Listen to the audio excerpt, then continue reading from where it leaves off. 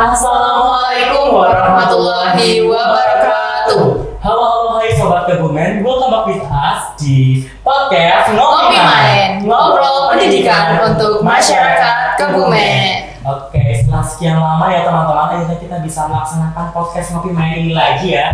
Bisa dibilang ini podcast Ngopi Main pertama nggak sih di tahun Iya, betul banget. Yang mana tahun ini pastinya kalian memiliki berbagai resolusi baru, memiliki banyak harapan baru, dan kita doakan semoga resolusi itu bisa tercapai sekarang juga. Nah, sebelum memulai podcast pertama di tahun 2025 ini, baiknya kita perkenalan terlebih dahulu nggak sih? Betul banget. Siapa tahu udah lupa nih sama diri kita ya yang sering menjadi moderator. Sebelumnya perkenalkan, aku Fadrin Azrabila Beni Putra dan partner saya Nabila Faila Sufanur. di sini kita sebagai moderator tentunya akan membimbing teman-teman dan juga nanti akan ada narasumber ya. Nah, pada kesempatan kali ini kita juga mengundang narasumber yang sangat menarik dan spesial. Mereka ini juga memiliki jargon yaitu salam literasi. Mereka juga memiliki ibaratnya itu dampak tapi nggak secara langsung ya. Jadi mereka bisa menyokong para murid di SMA Negeri 1 Kebumen itu dari belakang. Ini dia ada Duta Literasi SMA Negeri 1 Kebumen. Halo. Ada Kak Hema dan Kak Mesya. Boleh nih perkenalan terlebih dahulu dari Kak Mesya. Oke teman-teman, halo semuanya. Perkenalkan, nama aku Mesya Buletiandra, biasa dipanggil Mesya. Halo. Oke teman-teman, nama saya Akil Ahmad Putran, biasa dipanggil Hema. Oke, gimana kabar kalian hari ini? Hari ini cukup baik sih kalau buat aku. Oke, biasanya soalnya kan kalau hari Jumat itu udah Iya, berarti udah senang-senang. Kalau dari Kak Hema gimana ini? Alhamdulillah baik. Oke, sebelum kita masuk ke tema utama ini kan kalian udah literasi nih. Aku pengen tahu apa itu literasi. Jadi literasi itu adalah yang biasa orang tahu tuh literasi hanya terfokus pada membaca buku. Iya, betul. Padahal literasi itu nggak hanya itu, bisa dari menulis atau mencerna informasi dengan baik. Oke, bahkan menulis itu juga termasuk bagian dari literasi Iya, ya. betul banget menulis. Oke, dari selempang kalian ini kan kelihatan ya Duta Literasi SMA Negeri 1 Kebumen. Jadi boleh diceritain nggak sih gimana perjalanan kalian jadi Duta Literasi SMA Negeri 1 Kebumen ini? Nah, jadi Duta Literasi di SMA 1 Kebumen ini itu di bawah naungan OSIS, di mana pada saat itu sedang ada event bulan bahasa dan mereka OSIS memiliki proker yaitu untuk Duta Literasi. Kalau perjalanannya sih dari seleksinya itu kita ada pemaparan program. Kalau aku sendiri merancang program yaitu website lisan atau literasi semasa. Nah awalnya itu kita dipilih dari per kelas, yaitu cowok 1 dan cewek 1. Nah setelah itu kita membuat proposal atau apa itu yang berisikan program-program yang ingin kita paparkan. Oke. Nah setelah itu diseleksi oleh guru bahasa Indonesia atau guru bahasa yang lain bagaimana sih program-programnya dan bagaimana penulisan pada karya tersebut. Nah setelah itu baru wawancara. Oke. Ternyata cukup panjang ya perjalanannya kan. Oke, kalau dari kalian sendiri aku jadi tahu nih bahwa ternyata Duta Literasi ini nggak cuma jadi simbol doang ya, tapi Iya, betul. ada tugas-tugasnya ya. Bahkan sudah dirancang dari SMA-nya sendiri ya. Nah, kalau tugas-tugasnya itu apa aja sih dan juga program kerja yang menarik itu apa aja? Tugasnya otomatis kita untuk mendukung minat literasi di lingkungan SMA Negeri 1 Kebumen.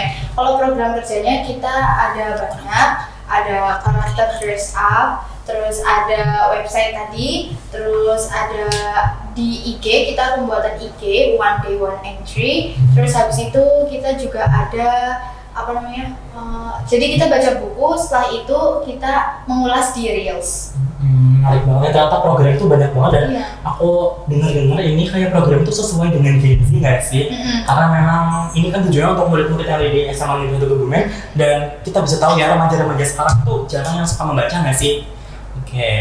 Oke, tadi juga aku dengar kan ada karakter dress up salah satu proker kalian. Jadi bisa diceritakan nggak sih konsepnya itu gimana dan juga mungkin tantangan terbesar yang kalian hadapi selama menjalankan proker itu? Jadi konsepnya itu kita ambil karakter dari sebuah buku atau novel karya anak bangsa, yaitu karya Indonesia lokal. Nah, misal Dilan 1991, Habibie Ainun dan yang lain. Oke, itu jadi yang lomba fashion show waktu hari apa ya kemarin ya?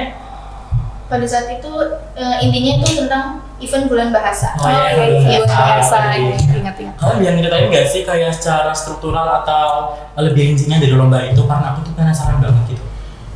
Dari lomba itu kita tadi yang sudah disebutkan Hema, kita memilih salah satu karakter dari buku. Jadi memang kita sudah list beberapa buku-buku yang nantinya setiap perwakilan kelas akan impersonate karakter tersebut. Oke, berarti secara nggak langsung kalian bisa membuat mereka semua itu langsung membaca gitu ya tanpa Secara nggak langsung. Iya betul, secara nggak langsung. Sampai waktu itu aku lihat ada yang jadi pocong, ada yang jadi Dilan gitu Iya, ya. betul banget. Betul. Nah kalau dari kalian sendiri ada nggak sih program kerja selain yang dress ini yang menarik gitu? Kayak tadi kan ada one day one dress atau apa gitu, bisa dijelasin? Jadi program One Day One Entry itu program yang ada di sosial media di mana kita kayak kata-kata yang jarang dipakai dan kita kasih artinya di bawah-bawah dan dibentuk kayak fix IG gitu. Oke. Oke, jadi kan ya pastinya program kerja kalian kan banyak ya, mau yang udah dijalanin ataupun belum kan juga pasti masih ada. Jadi mungkin bisa dijelasin mana sih program kerja yang paling menantang menurut kalian dan alasannya itu apa? Yang paling menantang. Yang paling menantang, yang harus tantangannya mungkin dijelasin. paling besar gitu. Kalau menurut saya program yang paling menantang itu adalah yang membaca rutin setiap hari dalam waktu 10 menit. Karena menurut saya itu bukan siswa-siswi itu tidak kurang minat baca, namun Betul. apa yang dia baca. Betul. Karena setiap orang juga caranya berbeda ya dalam Iya, baca. betul. Nah itu kira-kira dalam program kalian itu mereka disuruh baca apa nih? Karena aku juga pengen tahu kan ada banyak jenis bacaan, ada komik, ada jurnal-jurnal yang dibukukan dan masih banyak buku formal lainnya. Jadi teknisnya itu mereka nanti bawa buku dari rumah bisa ataupun dari perpustakaan yang sudah tersedia di SMA Negeri 1 Kebumen. Kemudian nanti mereka selama 10 menit itu membaca dan ketika sudah 1 bulan nanti dibuat kayak jurnal. Jadi ini kayak mirip-mirip P5 gitu nggak sih? Hmm. Jurnal gitu, dan menurut aku ini bisa efektif ya kalau benar-benar Iya. bisa berjalan ya, walaupun memang ini tantangannya dibilang cukup besar, Besar gitu ya. Nah kalau ini kan tadi kan Nadia tanyanya program yang memiliki tantangan besar. Kalau aku sih pengen tanya, selama kalian telah menjalani program tuh tantangannya apa aja sih gitu? Misalnya dalam lomba fashion show, tantangannya tuh bisa apa gitu? Entah mengumpulkan buku atau apa gitu. Kalau yang sebelumnya itu adalah fashion show. Nah, fashion show itu kami bingung waktu memilih buku karena misal ada kelas 12 atau kelas 11 yang tidak minat dengan buku tersebut. Oke. Apalagi juga dari beberapa kelas juga atensinya terhadap event tersebut masih kurang. Dari kita juga tentunya berharap mereka mengikuti event tersebut dengan baik. Iya, dengan maksimal gitu ya. Tapi waktu aku lihat waktu itu eksekusinya, menurut aku bagus gitu loh ya. Kayak menurut aku mereka bisa totalitas gitu dan mereka tetap memperhatikan juknis yang ada tentunya.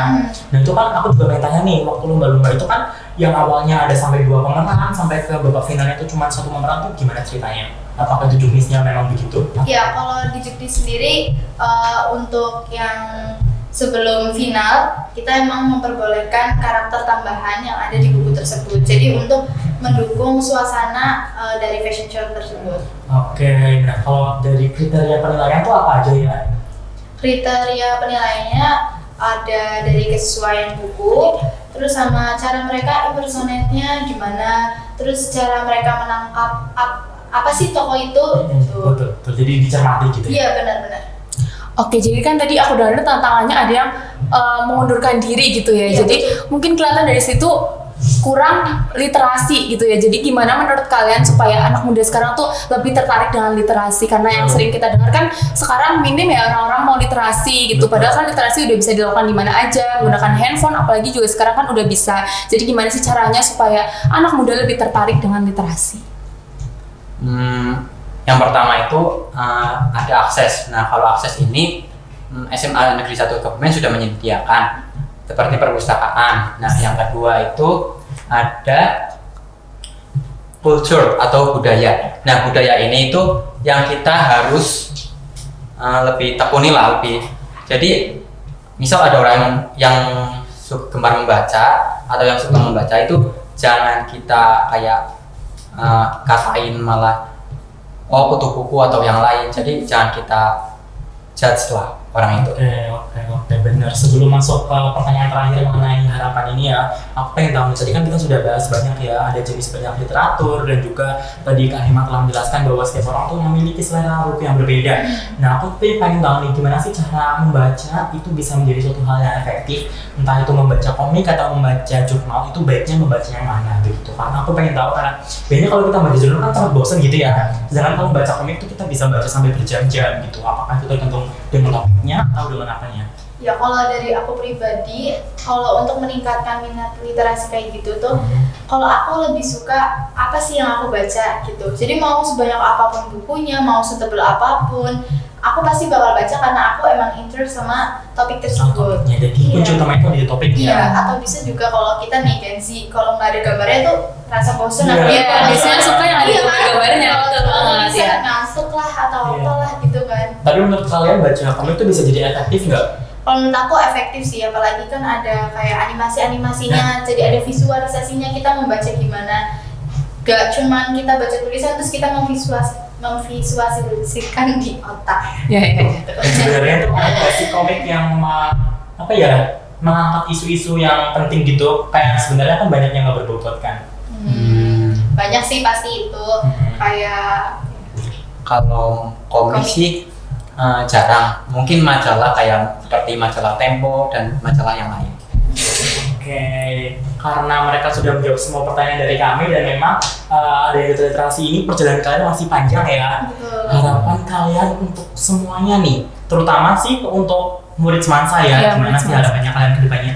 Kalau dari aku pribadi harapannya apa program yang ada di Duta Literasi semoga warga-warga Semansa bisa mengikutinya dengan baik. Amin. Dan Amin. juga dapat diterima di masyarakat juga karena emang itu untuk kepentingan bersama. Betul. Oke, kalau dari Kak Hima ada nggak? Kalau dari saya sih yang penting ya budaya membacanya dulu, baru kualitas membacanya. Oke.